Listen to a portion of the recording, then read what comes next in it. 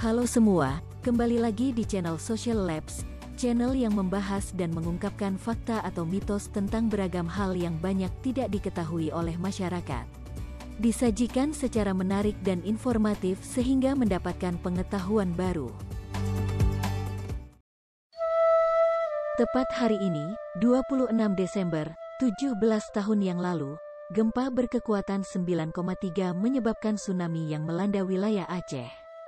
Saat itu, masyarakat Aceh yang wilayahnya masih bernama Nanggro Aceh Darussalam, sangat menderita karena kehilangan keluarga, kerabat, tetangga, dan teman dekatnya. Berikut adalah sejumlah fakta pasca insiden tsunami yang telah dikumpulkan. Menurut Bank Dunia, jumlah korban telah mencapai 167.000, baik meninggal maupun yang hilang. Selain itu, lebih dari 500.000 orang kehilangan rumah. Jumlah korban tewas itu belum termasuk korban tsunami di wilayah lain. Tsunami Aceh diketahui disebabkan oleh gempa dangkal berkekuatan 9,3 skala Richter sekitar 149 km dari Meulaboh. Sebanyak 14 negara terkena dampak tsunami menewaskan 230.000 orang. Susilo Bambang Yudhoyono, Presiden ke-6 Republik Indonesia, juga menyerukan peringatan 3 hari setelah kejadian pada tanggal 26 Desember 2004. Setelah kejadian itu, kendali pemerintahan Aceh diambil alih oleh pemerintah pusat. Hal ini berdasarkan Instruksi Menteri Dalam Negeri Nomor 8 Tahun 2004 tentang langkah-langkah penanggulangan bencana alam gempa bumi dan tsunami di Aceh dan Sumut.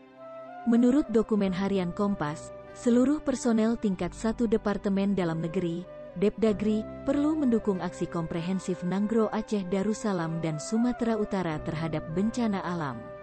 Langkah-langkah tersebut antara lain penanganan darurat, pemulihan mental, rehabilitasi, dan dukungan terhadap penyelenggaraan pemerintahan daerah, khususnya di Aceh. Untuk itu dibentuklah Tim Bantuan Rekonstruksi Pemerintah Daerah Aceh dan Sumut yang terdiri dari pejabat tingkat 1 dan tingkat 2. Tim pendukung ini didukung oleh Praja tingkat 3, Nindya Praja, Institut Manajemen Nasional, IPDN.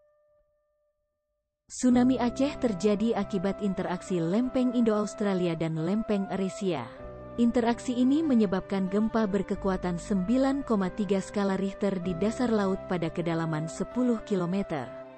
Intensitas gempa ini menjadikannya salah satu bencana paling mematikan di abad modern. Tidak sampai di situ, sebelum gempa, ada juga gempa sebelumnya yang berlangsung selama 8-10 menit, dan juga menulis sejarahnya sendiri. Setelah serangkaian gempa bumi yang panjang, permukaan laut turun. Hal ini menjadi pertanda akan dimulainya tsunami sebelum melanda wilayah pesisir.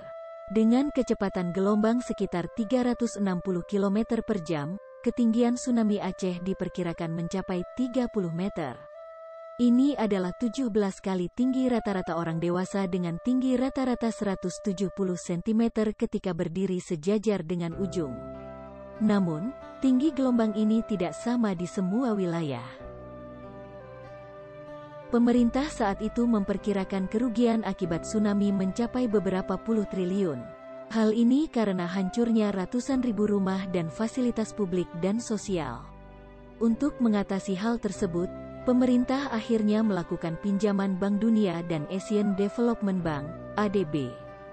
Djoko Kirmanto, Menteri Pekerjaan Umum saat itu, mengatakan pemerintah telah menetapkan 3 tahapan program di Aceh dan Sumatera Utara pasca gempa. Pertama, program bantuan darurat yang dilaksanakan hingga akhir tahun 2005.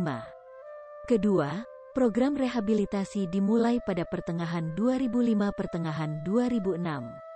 Ketiga, program rekonstruksi yang akan dilaksanakan hingga akhir tahun 2009.